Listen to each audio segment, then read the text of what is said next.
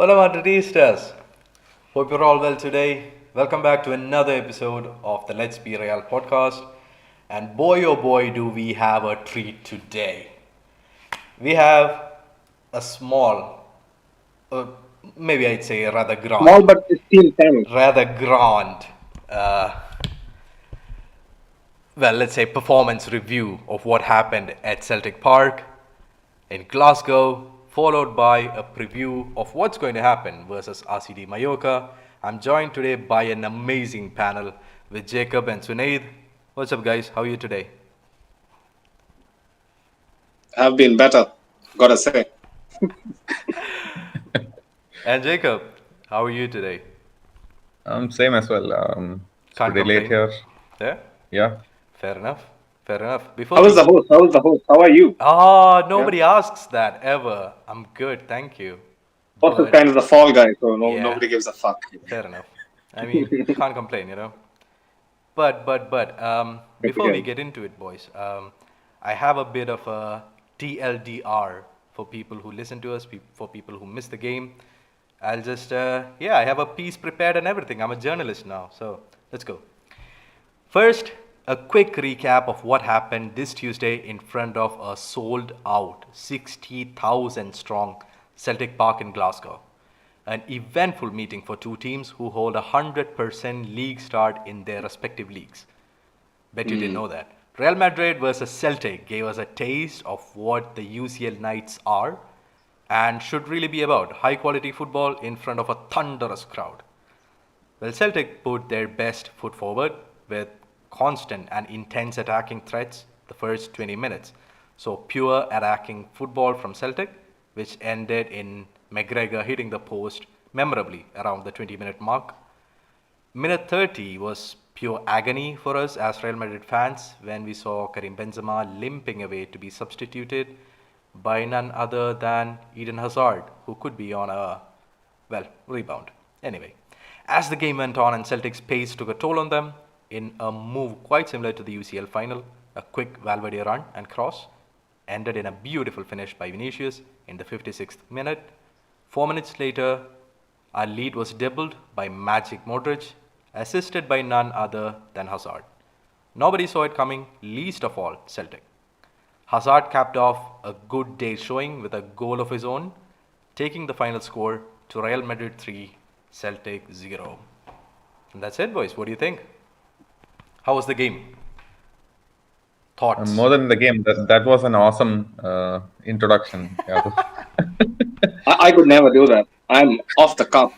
I just go off the cuff. The monologue never works for me. But Yeah. yeah, man, fair play, fair play. Good stuff. No. Let's talk about the game though. That's what the people want. You can go for I'll it, come Jacob. to you, Sunaid. What are your thoughts Oh, on the okay. total game first? Right, like you said, sold out Celtic Park. One of the underrated, atmospheres in Europe. Rich tradition. Um Glasgow is always special. Not exactly Celtic Park, but we have an association with Hampden Park, the infamous Zidane volley that won us the Champions League in 2002. But yeah, man, the atmosphere speaks for itself, and how the game started, especially. We didn't have any kind of control. I could see only bits of the first half, but from what I heard and the highlights I saw, we were on the back foot from the get go. Alaba making like a huge block in the first 30 seconds or 50 seconds. So yeah, they were ready to bring the fight to us. They were putting us under a lot of pressure. I told you. I want to know where Farouk is.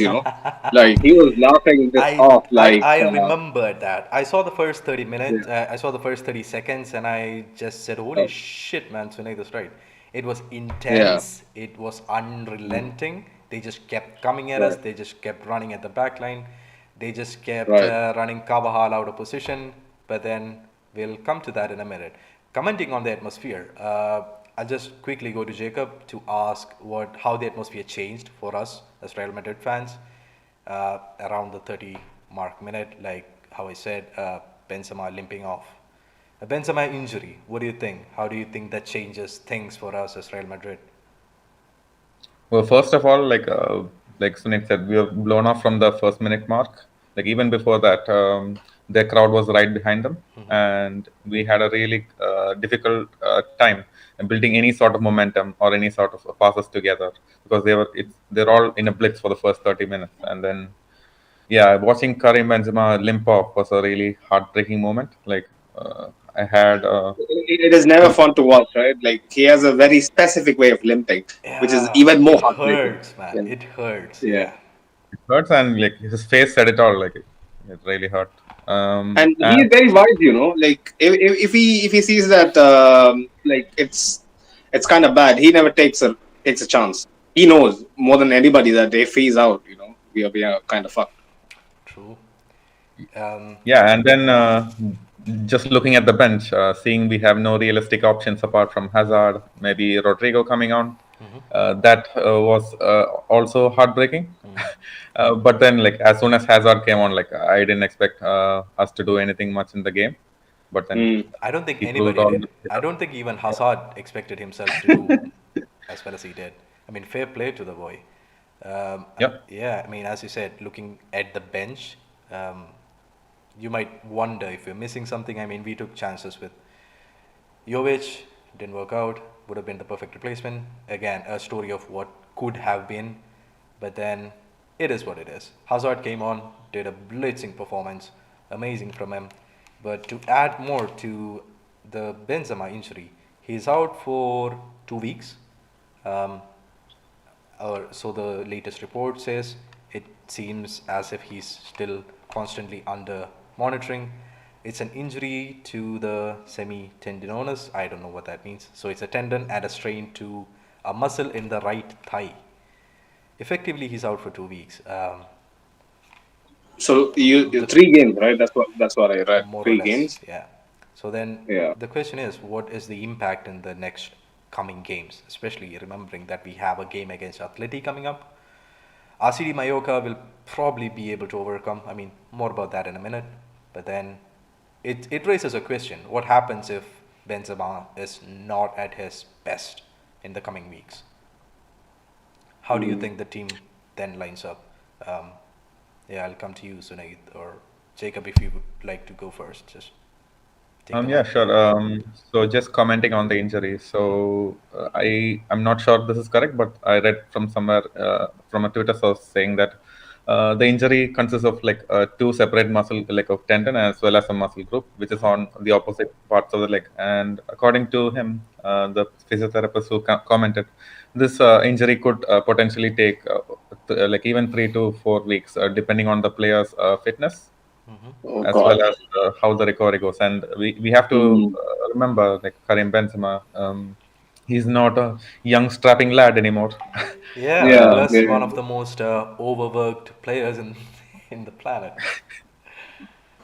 Yeah. and This he guy does, has been. even when he does come back from injury, we usually rush him too fast because we have no real alternatives. So I'm Mm. really bummed about this one, and bad moment to happen as well with all of the Like important games coming up.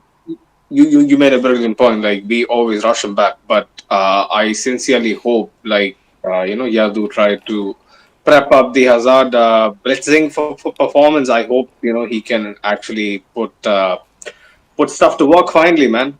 It's now or never. It's now or never. We have always spoken about this. Like um, this should be his reincarnation.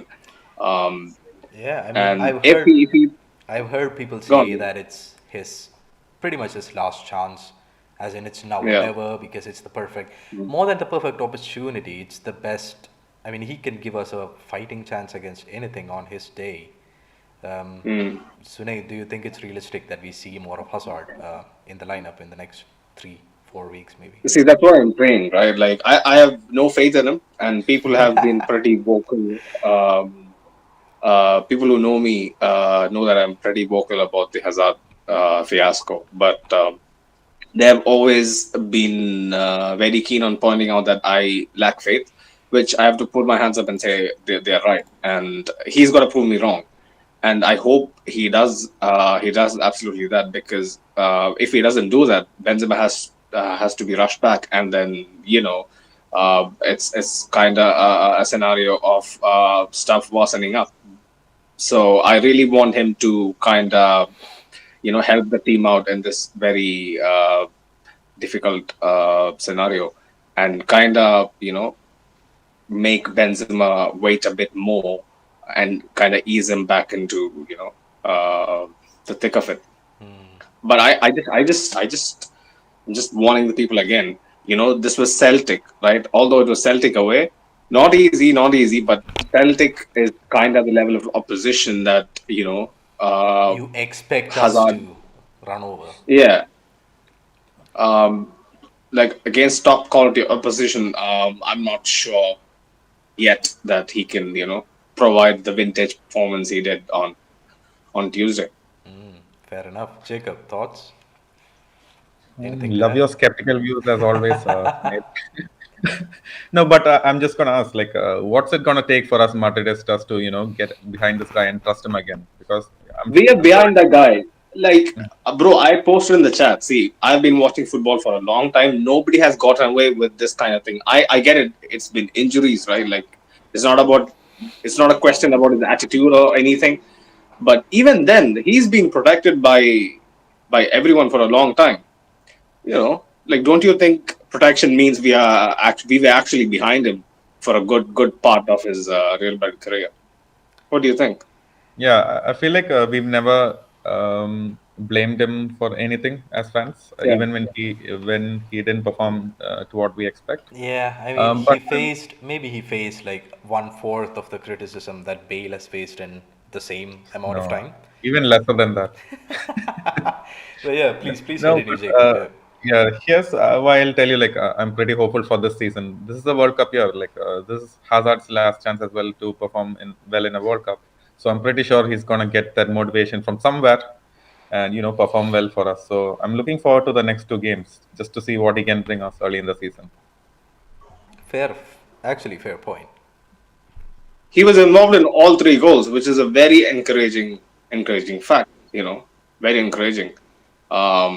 Usually at least me, I used to be very petty about Really? his over. I didn't know Yeah, that. like honestly, I felt that. I felt that like his overall inclusion in play he has been pretty passive. So it was kind of refreshing to see, honestly. You know. Absolutely. I mean, the other option, as Doris put in the chat, was to play Modric as a false nine. At which point she also said that she would stop watching the game. So interesting weeks up ahead. Which brings me to the next talking point about Celtic, about the game at Celtic, about somebody different than the players. It's about Carlo. Carlo has a bad record, or at least had a bad record versus Celtic at Celtic. Uh, Apparently, he had never won there. With Milan, Mm. he faced them in the group stages and round of 16 and lost both times 1-0. Yeah. Mm. Is it also not just Hazard's redemption? Is it also a Carlo Ancelotti redemption? What did he do right? What did he do that's so different? I mean, it was basically the UCL lineup, minus Casemiro, and after 30 minutes, I'm sorry, minus Benzema. Um, what are your thoughts, Jacob? I'll let you go first. No, it's like I don't think we changed much from what we've seen this season. We just held on to our principle of play, which was try to build out from the back, try to calm things down when things are hectic. It didn't really kick off in the first few minutes and in the first half, to be honest. But we just got there in the end. We just persevered. I feel like we got there in the end. Carlo didn't have to change much. Fair enough. Mm. Sunaid, Choumeni versus Casemiro. Upgrade, downgrade, can't say yet. Don't want to say yet. What do you think? Too early. Casemiro, big shoes to fill. the early signs are promising. Yeah, this was Chouameni, I think, just his fifth Champions League appearance. So Damn. he's getting a feel of it. He's similar to Casemiro in so many ways, and yet he's kind of different. So it it goes it goes to show that this is kind of an evolution, a revolution rather than an evolution, in the Casemiro position for our team. But Chouameni isn't the only one we should be talking about. We should be talking about Cruz, who was Absolutely. the official man of the match the other night. He was too good, too good. Um, People like if you talk to Farouk, he'll tell you how much I used to kind of doubt this guy's ability, because the the past humiliations, not exactly humiliations, but it felt kind of humiliating. The way we kind of got knocked out against City under Zidane. I thought our midfield was kind of a weak point, and these guys didn't have the legs. So didn't have the legs used to be the phrase that these guys used to beat me up with, and this guy keeps proving me wrong again. That it's not all about athleticism. It's kind of his reading of the game and the way he fucking pings passes across the pitch. It's so effortless. Like how we can switch play, how we can escape the press. Him and Modric was on point, and that is how we kind of we got back into the game and kind of started asserting our dominance. And like Jacob said, Carlo never never has to do anything out of the box. He just lets Modric and Cruz kind of dictate the tempo. There was And a there was an interview go- at the middle of the yeah, week where Carlos said managing Cruz and Modric is the easiest thing he's done his whole life. yeah. Goes to show you how amazing that is. And this is the man who has managed people like Seedorf, managed people like Pirlo, managed like some very exceptional midfielders, Zidane, at Juve.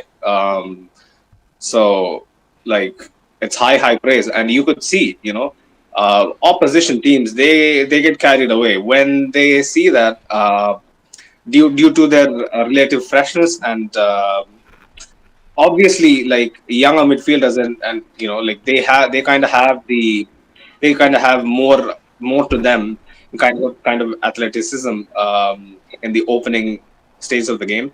And when they see that Modric and Cruz are not exactly getting to 50-50s early stages, they get carried away and they feel like, okay, we can get at them. But as the game wears on, they'll show you it's not so easy, And once they get going, it's difficult to kind of contain them. That's how it turned out. And they were, in my opinion, the game changers, both of them in midfield. Absolutely. Yeah, I just before coming to Jacob, let me just add that Modric has been consistently receiving standing ovations, not just at home, but in away games as well. Absolutely amazing to see the opposition fans respect him for the Three away legend games that back he to is. back, right? Exactly, yeah. Consistently and Standing ovation merchant. consecutively. I mean, That's gotta be. yeah, to be fair, I do the same. I mean, if and when I see Modric, I'm just standing up and clapping. Yeah, fair enough. Before it gets weird, I'll come to you, Jacob. No, I'm gonna make it weirder. Oh So no. I wouldn't even give my dad a standing ovation, or if he comes into the room, I won't stand up. But if Modric comes in, like I'm definitely gonna do that. That's how much respect I have for this guy. How much respect Oh everyone has for man. this guy actually, because he is a living legend. Wherever he goes, people know they are lucky to see a version of him at least, and then they're gonna remember him for the rest of their lives. That's how special he is. Yeah. I mean, talking about the other players, I'll just. I mean, Fede Valverde. We can't skip on him. Yeah. Fair enough. Let's talk about the past. The past, there's an angle that is kind of circulating in like meme pages and stuff like that. Like on the screen, you can't see Vinicius, and he still picks him out. True. You know, Yeah. The absolute vision. I think the most interesting part of that for me is that that pass has been first executed to perfection. Second thing, practiced to perfection. It's not the first time that he's pinged that cross across. It's not the first time that Vinicius has scored in that exact on that exact cross at the end of it, intercepting it in the middle just to tap it in, whatever, whatever. But yeah, the absolute vision, the pace on him. Fede Valverde was an outstanding player. I mean, not on the pitch on his day, blah blah blah, all of that, but also at Celtic Park. Just yeah, he just gave that version of him, which most defenders can't fathom, or it seems like. Yeah. It's like there was an important bit for the Vinicius goal. We kind of broke the record for most passes involved in an for a goal in an away fixture since 2002, I think. And 2003, then 2004, yeah. 22 yeah, uninterrupted something passes. like that. Yeah, and then for the next goal, we kind of broke the record again for the Hazard goal with like 34 uninterrupted passes. But yeah, man, going back to Fede, people used to be always kind of doubtful about, yeah, this guy has lots of energy. He is kind of like lightning in a bottle. Like he has so much to give. He's very direct, but people used to always wonder if he can translate that into numbers, into assists and goals. And it's very good to see that he's adding that to his game. And this season, he's kind of ticking along nicely. You know, yeah, man, Fede, so versatile, so versatile. People say right hand side is kind of a crutch that we use to kind of be stable, but he's proving otherwise, at least so far. Absolutely sensational, I would say. But then we also had our share of bad, or let's say misfortune this game. I mean, and I'm not just talking about Benzema reports that came after the game, also reported injuries for another important player for us, Militao. That's how it was, right? Yeah. Yeah, I'll come to Jacob for the details because Jacob has an inside scoop. Yeah, just not a lot of details released in the case of Militao. It's just that he didn't appear for training today, and then he did train indoors with Karim Benzema. So we can expect him to be out for at least 2 games. Or from the when he was taken off, like it just looked like a precautionary measure. It didn't look serious at all. I was fully expecting him to start the next game, but doesn't look like it. But it's a good chance, I guess, for Rudiger to prove his worth early on in the season before there are any, there are always like every game is a crucial fixture, but I feel like a good run out is just exactly what Rudiger needs. Hasta el final, as we always say. Um, so He do was you, he was imperial. Rudiger was really really good, in defense, and like it was kind of coming against the run of things. Like he didn't expect to kind of come on that early and have to do a shift. In defense, and he was really good. Rudiger was really really good. So yeah, more of the same, more of the same. We even we need Mendy, to. he had Yeah, a let's say Mendy was really good. interesting overlap with the Mendy. I mean, the runs that they Mm. made, they either started together or they were instances that they were both looking at each other, thinking who should Mm. start. Really interesting to. I mean, it would still be really interesting to see how Rudiger plays along with. I read Mendy completed all of his passes. Mendy's solid, man. I mentioned it in the last episode. We rarely talk about this guy, and which goes to show how kind of pristine his overall game is. Like even when he doesn't contribute much to attack, he still kind of goes on with his duties very very well. So yeah, man. Mendy was also terrific, terrific. The left side is essentially kind of safe, at least in our minds, because we know that Mm. Mendy's there. Even if Mm. it doesn't require the dropping back that Valverde has to do for Mm. on the right.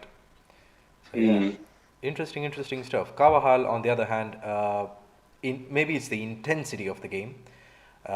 Carvajal had a good game. I would still say it was a good game, but it's a little odd to see all the attacks coming Carvajal's way, being focused on the right side, because of them knowing that the pace is not what it used to be with Carvajal.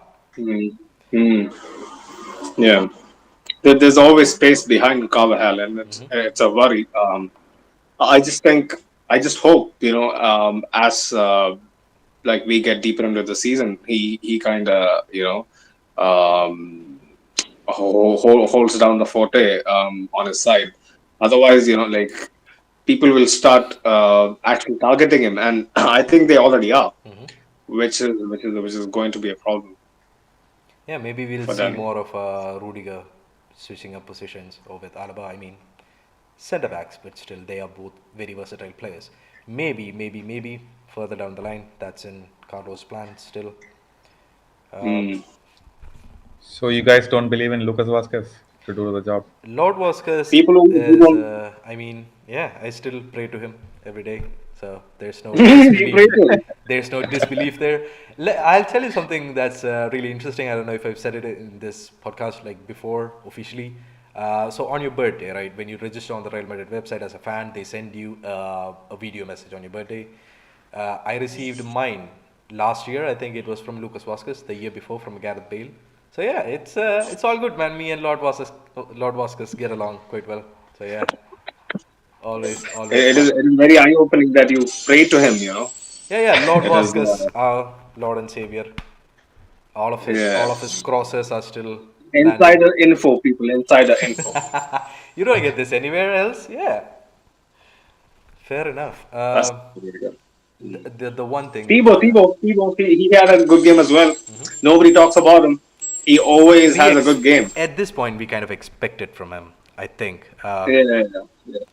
because he was He, imperial. He was scary in front of goal.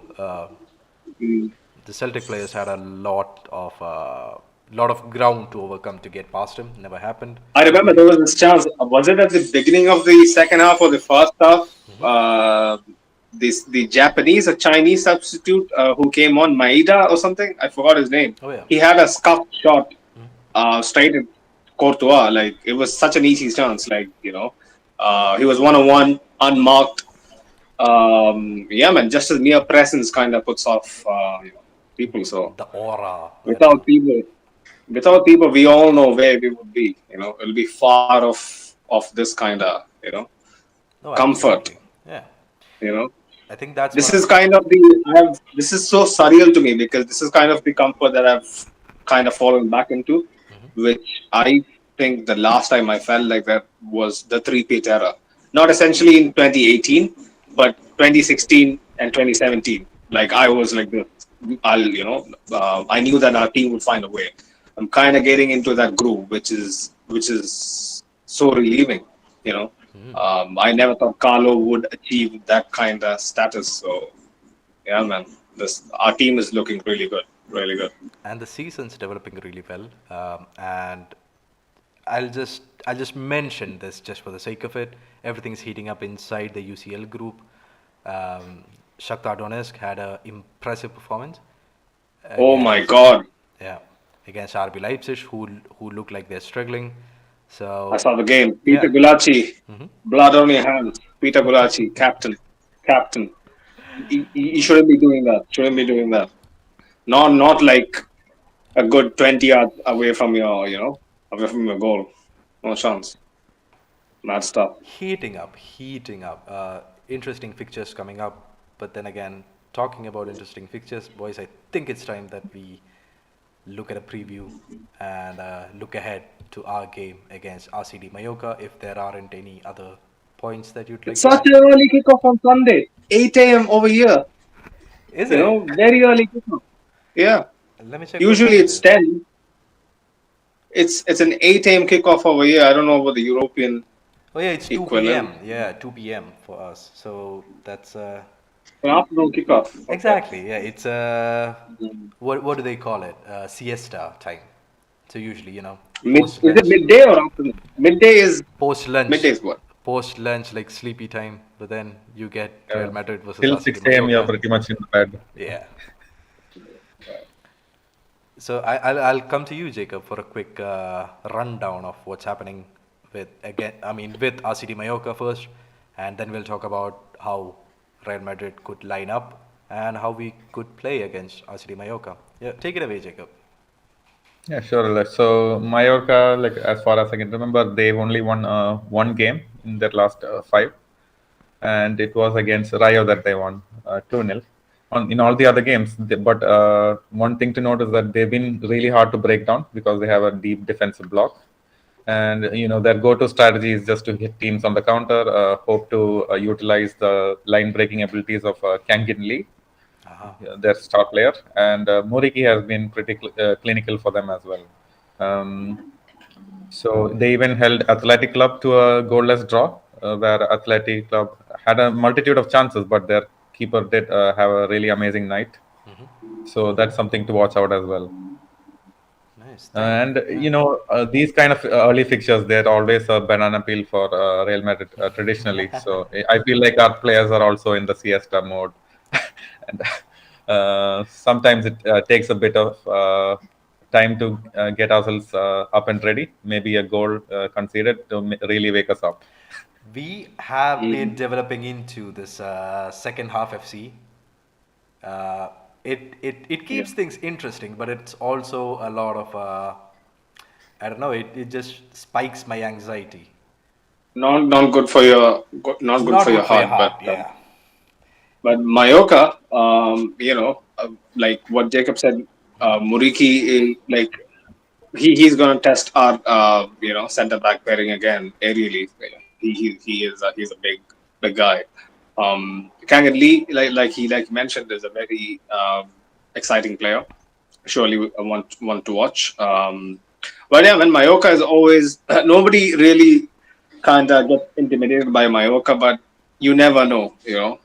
Mallorca is that kind of team that can cause a dent on their day.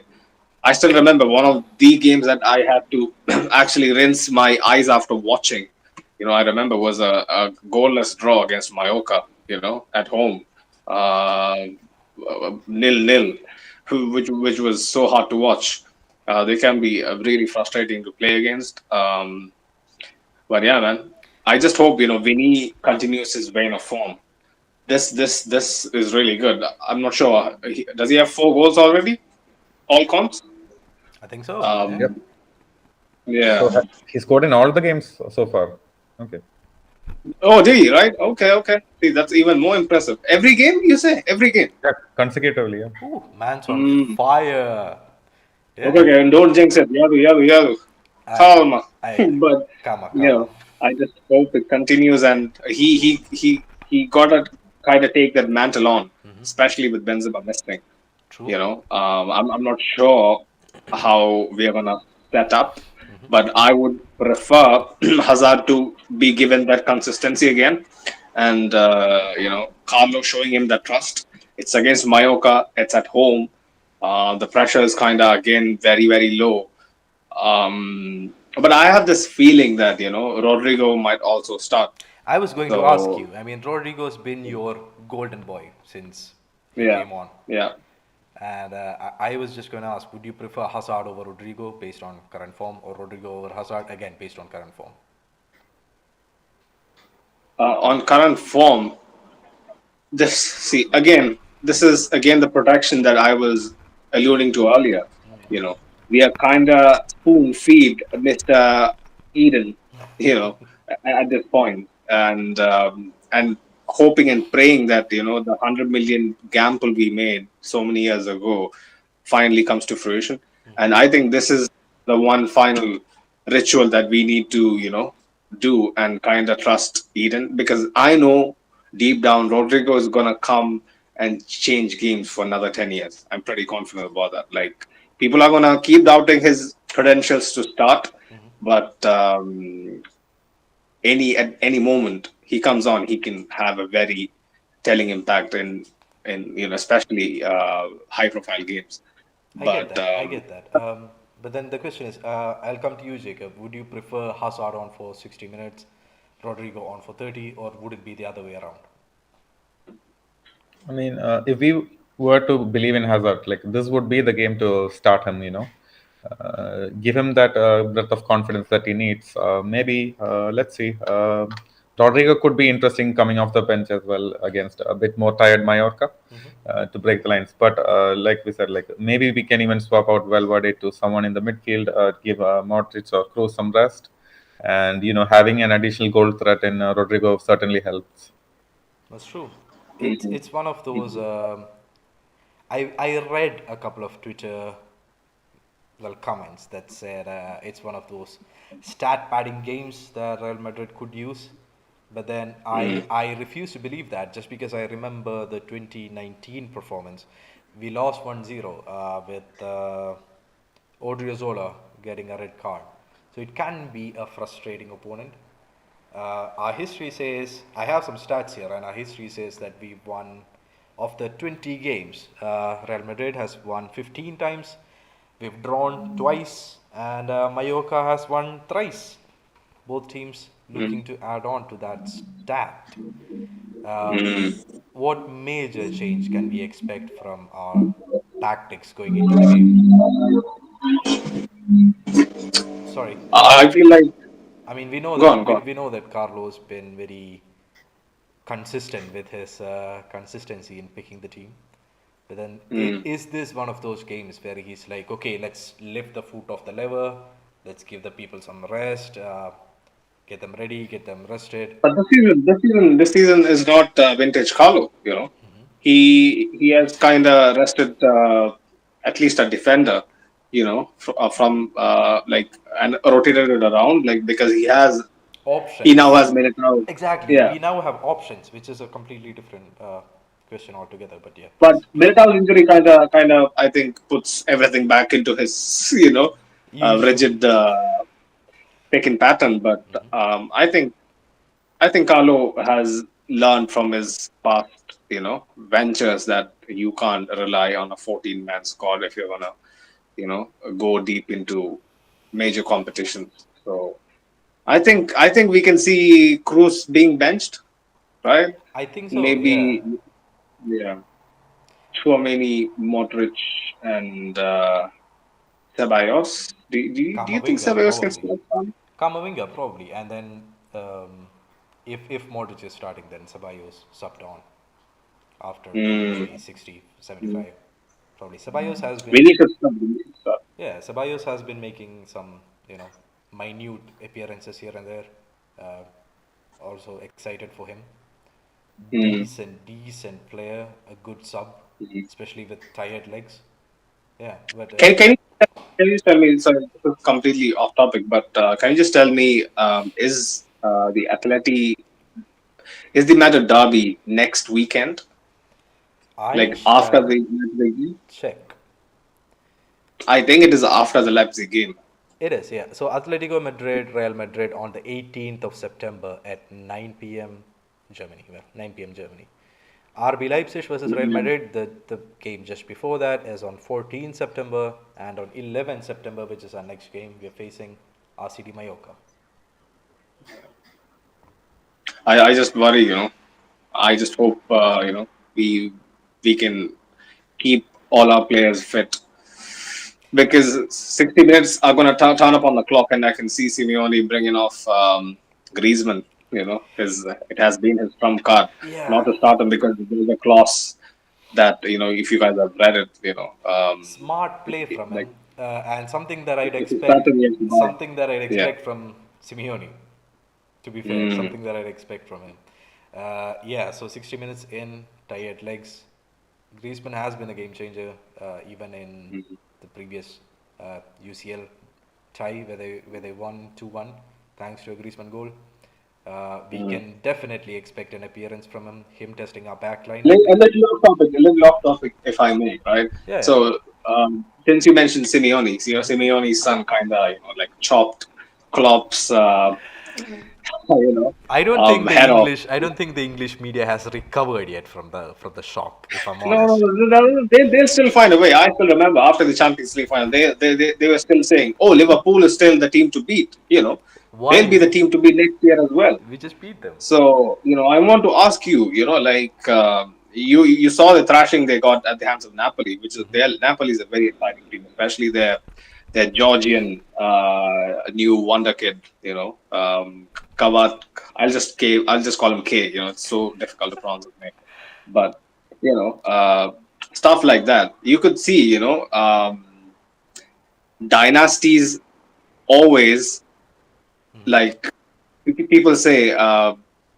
Like it's not sustainable, but shouldn't we credit Carlo and Zidane and their whole kind of amalgamated fusion for how stable we have been throughout these last 6 years? Let's say.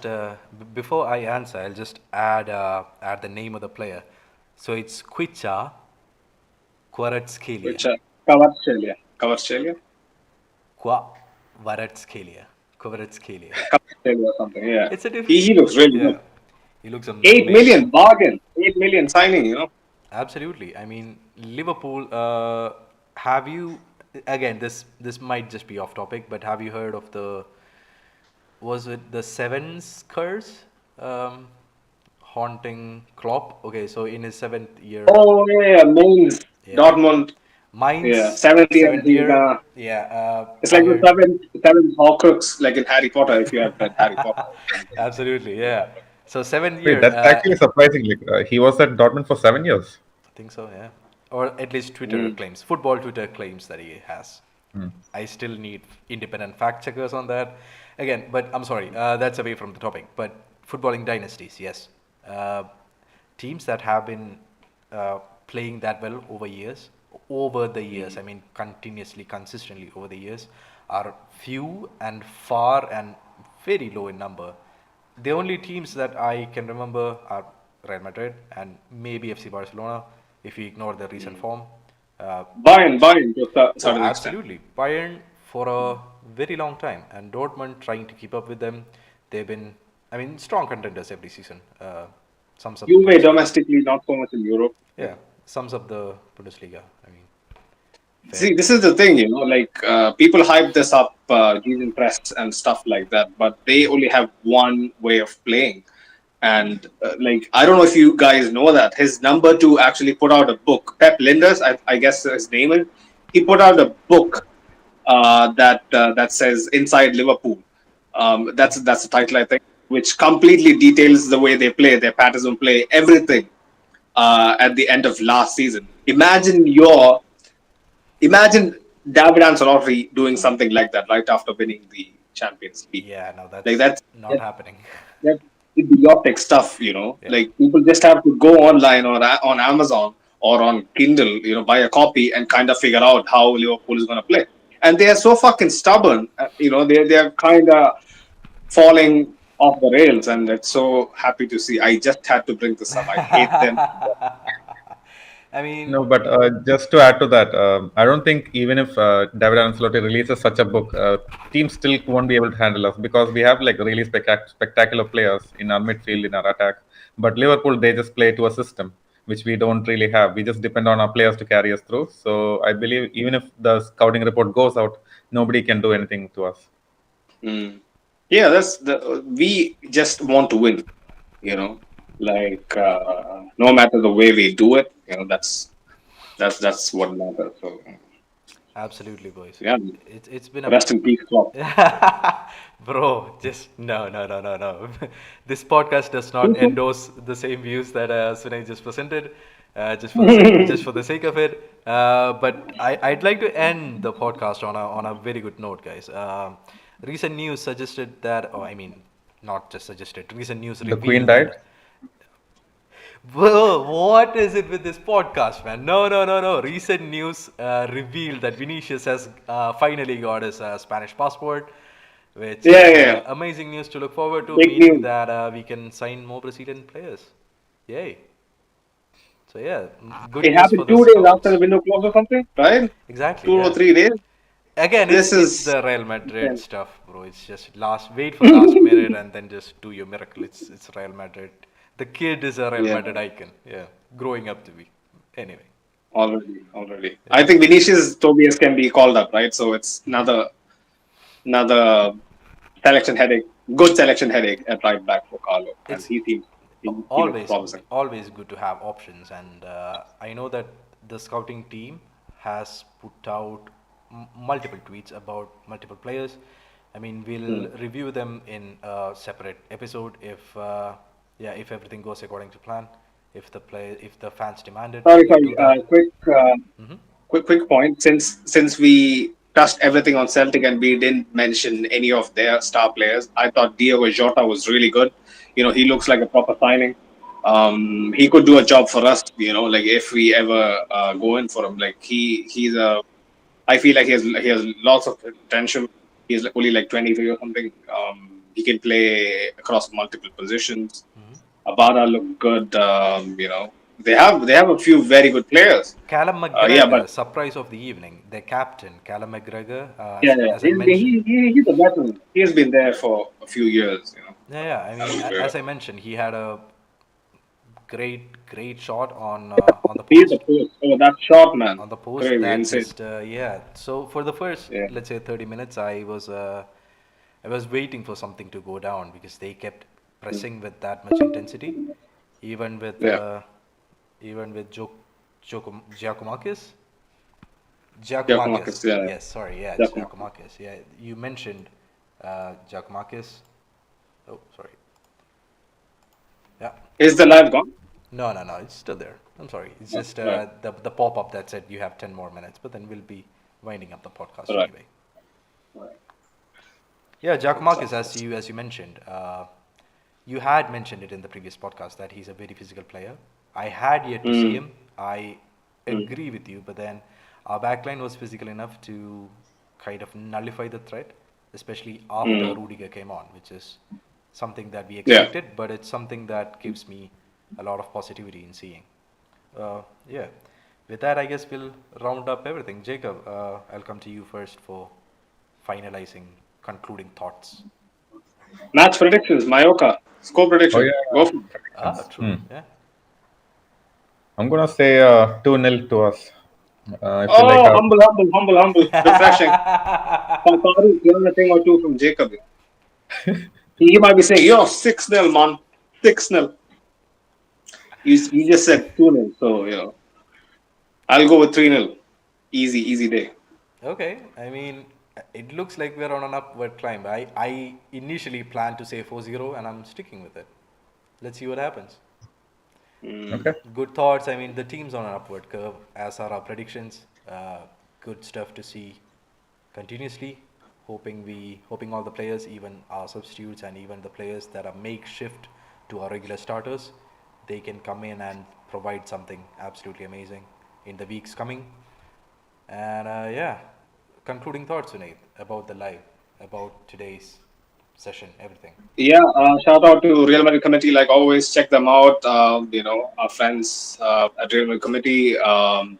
They have been with us on this journey for over a year. Check them out. Link is in the description. Thanks for all the people who voted for us in the Football Content Awards. I think the voting reopens on the 18th. I'll be putting up a story and I'll be updating the description when it comes out. So yeah, keep supporting the thing. If you enjoy us, guys, don't share to like, share, and subscribe. Liking the video is of prime importance. As people say, algorithm. It goes a long way if you can like the video. Yeah, man, love for the love. Cheers, boys. I think we'll end it there. Thanks to the people in the chat. Shout out to Farouk for being in the chat still. Farouk says, guys, we support Real Madrid. Be positive, be humble, and not Arsenal. That's aimed at Sunaid. So yeah. Oh my god. Yeah, Cheers, he had to bring. Yes, yeah. Anyway. Cheers, guys. Hala Hala Madrid, Madrid, Hala Madrid, and see you Hala all Madrid. next time. Bye bye. Bye.